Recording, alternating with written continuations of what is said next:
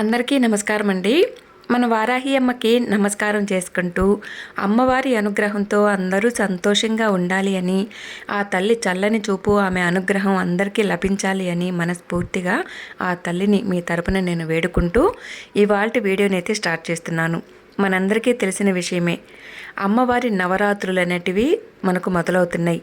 అంటే 2026 సంవత్సరంలో జూలై 14 నుండి 22 వరకు కూడా మనకు అమ్మవారి నవరాత్రులు అనేటివి మొదలవుతున్నాయి.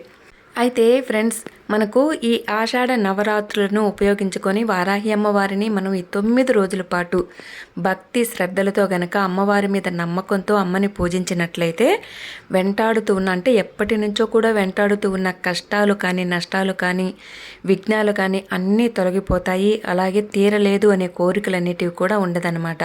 మనకు ఎలాంటి కోరికైనా కూడా తప్పకుండా నెరవేరుతుంది. అమ్మవారికి చాలా విశేషమైనవి ఆషాఢ నవరాత్రులు. అయితే చాలా ముఖ్యమైన రోజు పంచమి తిథి. అంటే ఆషాఢ నవరాత్రుల్లో పంచమి రోజు ఇంకా ముఖ్యమైన విశేష ఫలితాలు మనకు కలుగుతాయి. పంచమి పూజ చేసిన వారికి ఎక్కువ ఫలితం అనేది ఉంటుందన్నమాట. అయితే మనకు ఈ 2026 సంవత్సరంలో మనకు ఎప్పుడు ఆషాఢ నవరాత్రులు అనేది మొదలవుతాయి అంటే జూలై 14 నుండి జూలై 22 వరకు, అంటే ఈ 9 రోజుల పాటు ఆషాఢ నవరాత్రులు అనేటివి మొదలవుతాయి అన్నమాట. ఈ 9 రోజుల పాటు అమ్మవారిని అత్యంత భక్తి శ్రద్ధలతో పూజించుకోవచ్చు. అలాగే అమ్మవారికి సంబంధించిన 12 నామాలు, ఈ మంత్రాలు కానీ నామాలు కానీ మనం భక్తి శ్రద్ధలతో అమ్మవారిని జపించుకోవచ్చు. శ్రీ లలితాదేవి సేనాధిపతి అయిన వారాహి అమ్మవారిని ఈ 9 రోజుల పాటు భక్తితో అమ్మను గనక కొలిచినట్లయితే సకల అడ్డంకులన్నీ కూడా తొలగిపోయి ఆ తల్లి దుష్ట శక్తులని సర్వనాశనం చేసి మనకు రక్షణ కల్పిస్తుంది.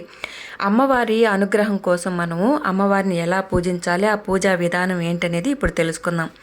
అమ్మవారి ఫోటో కానీ విగ్రహం కానీ మీకు ఉన్నట్లయితే ఫోటోకి మనము పసుపు కుంకుమతో పూజించుకోవాలన్నమాట. అంటే అలంకరించుకోవాలి. ఒకవేళ మీకు ఇంట్లో ఫోటో కానీ విగ్రహం కానీ లేదు అనుకుంటే ఏం ప్రాబ్లం లేదండి.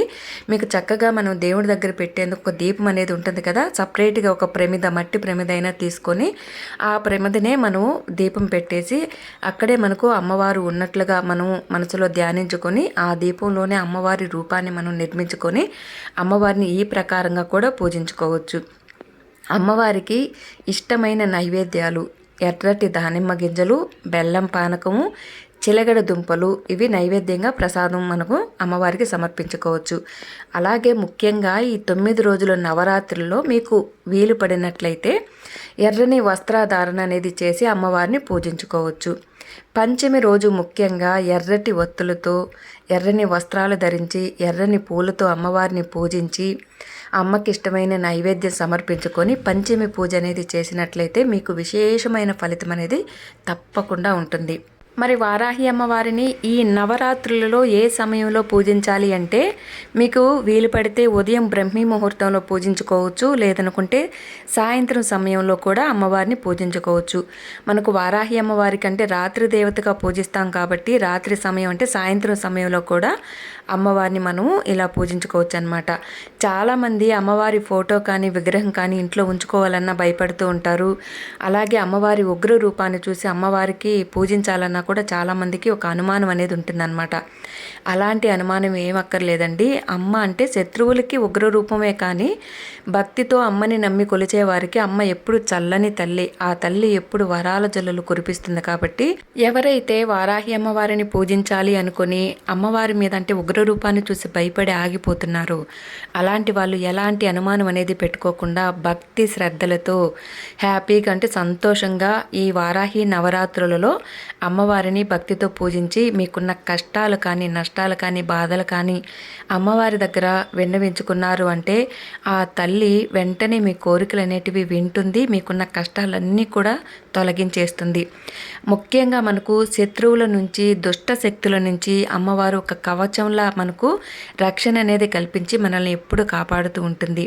ముఖ్యంగా మనము అమ్మవారి నవరాత్రులు ఎవరైతే చేయాలని నిర్ణయించుకొని అమ్మవారిని పూజిస్తూ ఉంటారో అలాంటి వాళ్ళు ఈ 9 రోజుల పాటు బీజ మంత్రాలని కూడా మనం జపిస్తూ ఉంటాం కాబట్టి నాన్ వెజ్ అనేది ముట్టుకోకుండా మీరు చక్కగా పీరియడ్స్ టైంలో లేని వాళ్ళు ఇలా ఎలాంటి అడ్డంకులు అనేటివి లేకుండా చూసుకొని అమ్మవారిని మీరు చక్కగా పూజించుకోవచ్చు. అయితే ఫ్రెండ్స్, కొంతమందికి జాబ్ చేసే వాళ్ళకి, బిజీ వర్క్ ఉన్న వాళ్ళకి కూడా అమ్మవారిని పూజించాలి అని ఉన్న సమయం అనేది కుదరక, అయ్యో మేము పూజ చేయలేకపోతున్నామే, అమ్మవారిని నవరాత్రులు అనేటివి చేసుకోలేకపోతున్నామని చాలా బాధపడుతూ ఉంటారు. అలాంటిది ఏమీ లేకుండా మీకు ఉన్న సమయంలో అంటే మీరు వర్క్లో ఉన్నా కూడా మీరు శుద్ధబద్ధంగా ఉన్నారు అనుకుంటే మీరు ఎక్కడ ఉంటే అక్కడ అమ్మవారిని ఉదయం కానీ సాయంత్రం సమయంలో కానీ మనసులో అమ్మని ఒక్కసారి ధ్యానించుకొని అమ్మవారి వజ్రఘోషం అంటూ 9 రోజుల పాటు 9 సార్లు జపించినట్లయితే మీ కష్టాలన్నీ కూడా అమ్మవారు వింటుంది. పూజ చేయలేని వాళ్ళు ఇలా కూడా చేసుకోవచ్చు. కాబట్టి అమ్మవారిని ఎవరైతే నవరాత్రులు చేయాలి అనుకుంటున్నారో అలాంటి వారికి ఏమాత్రం అనుమానం ఉన్నా కూడా ఏమాత్రం డౌట్ పడకుండా అమ్మవారిని పూజించుకోవచ్చు.